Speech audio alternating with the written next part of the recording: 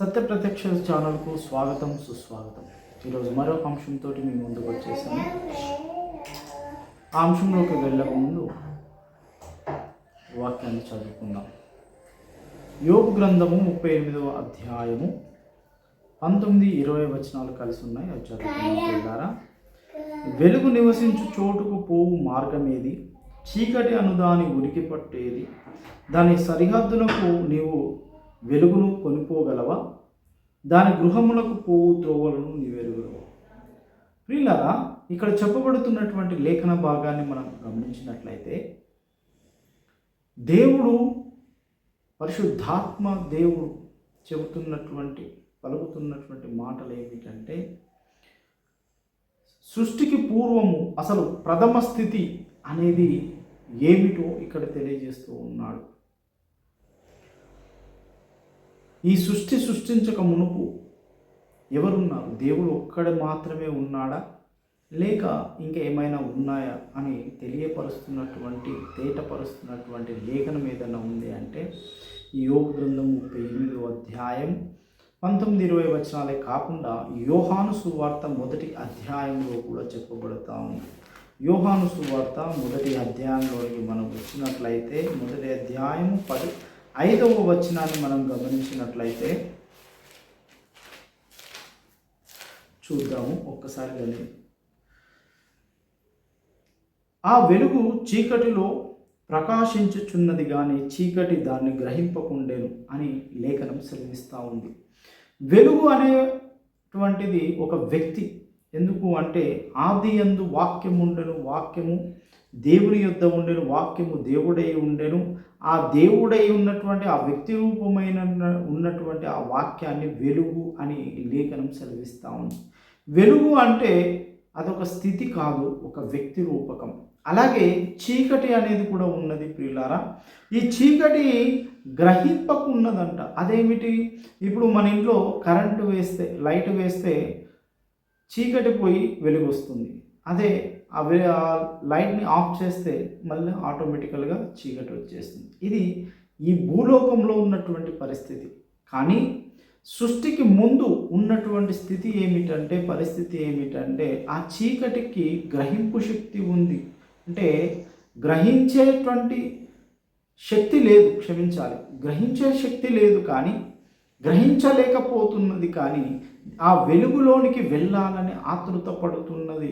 ఆ యొక్క వెలుగుని ఆక్రమించాలని, ఆ వ్యక్తి రూపకమైనటువంటి వెలుగుని ఆక్రమించాలని ఆశపడుతూ ఉన్నది. ఇదే వచనాన్ని ఇదే యోహాను భక్తుడు రాసినటువంటి లేఖనాలను మనం గమనించినట్లయితే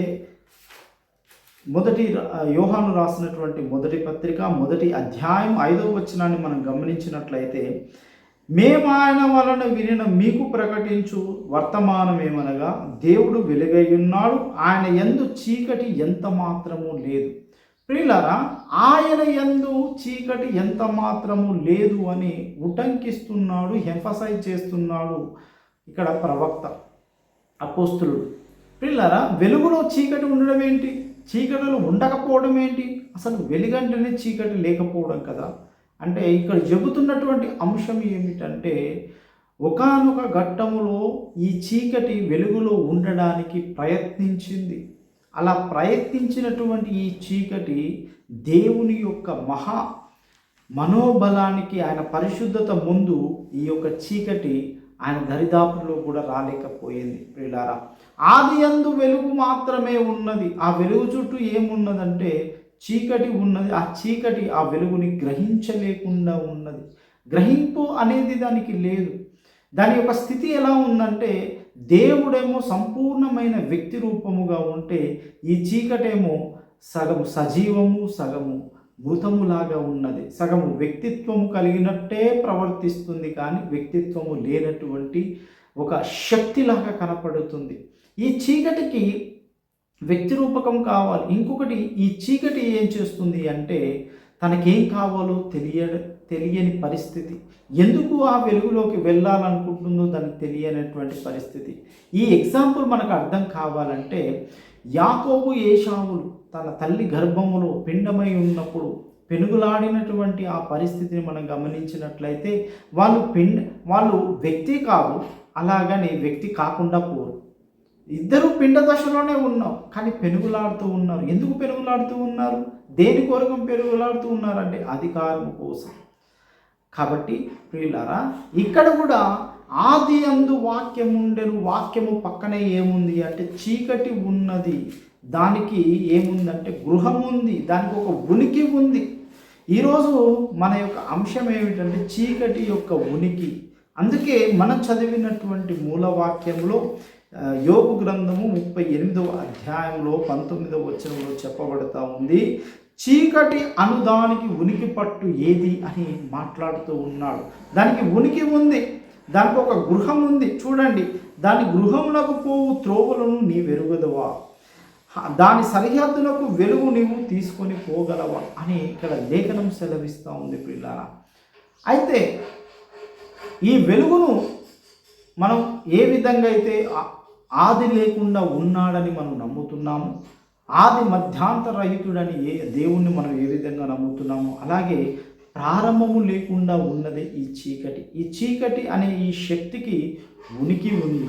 అలాగే చీకటి అంటే ఒక వ్యక్తి రూపకము కాదు, అలా వ్యక్తి రూపం కాదని కాదు, మధ్యస్థ దశలో ఉన్నటువంటి ఈ శక్తి చీకటి. ఈ చీకటే రాను రాను ఏమైందంటే లూసిఫర్లోకి వెళ్ళిపోయింది. అది ఎలాగో మరొక అంశంలో నేర్చుకుందాం. ఈ యొక్క చీకటి అనే దాని యొక్క నిర్వచనం, దాని ఉనికి మీరు తెలుసుకున్నారని నమ్ముతూ విశ్వసిస్తూ దేవుడి వాక్యం మన వీడియోలో ఆశీర్వదించి ఫలింపజేయును గాక. ఆమేన్.